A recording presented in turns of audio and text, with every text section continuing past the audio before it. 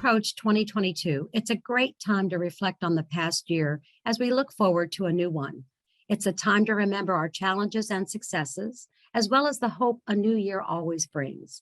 Hello, I'm Senator Marianne Moore of Washington County, and it's my pleasure to bring you our final Republican address for 2021.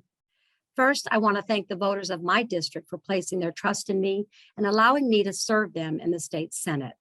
It's an honor to serve the people of Maine, a sentiment I'm sure is shared among all of my fellow elected officials of both parties.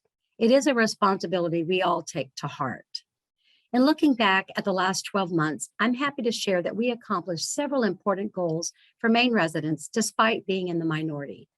First and foremost, our Give It Back campaign was successful in returning nearly $150 million to taxpayers.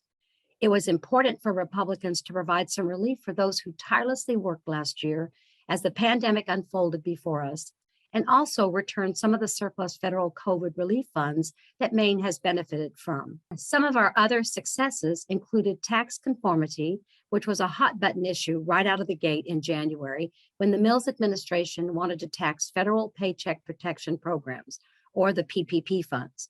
These funds helped support our business community throughout the shutdown and staggered restarts of last year.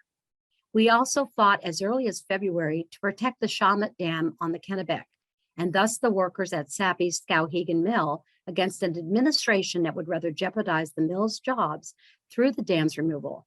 That fight still continues. We were also able to increase Maine's homestead exemption and municipal revenue sharing, which benefits property taxpayers. We fought the decriminalization of both prostitution and possession of illegal drugs such as heroin and fentanyl. And we also supported the men and women of law enforcement by defeating an attempt by the extreme left to remove their qualified immunity and their efforts to defund the police. But we also saw some challenges in 2021, including a break from legislative tradition when the Democrat majority passed a biennial budget on a simple vote in March instead of seeking a bipartisan 2/3. That has happened only twice in the last 70 years, and it left more than 500,000 Maine residents who are represented by Republicans without a voice in the process. And the Democrats did it again in July. We were also at the forefront of trying to tackle Maine's worker shortages resulting from unemployment overpayments, but Democrat leadership voted down every attempt to do so.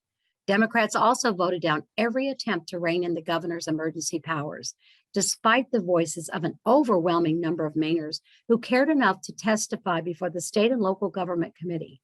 With a ratio of 40 to every one person who opposed the measure, you said you wanted more collaboration between the executive and legislative branches, the way it's supposed to be.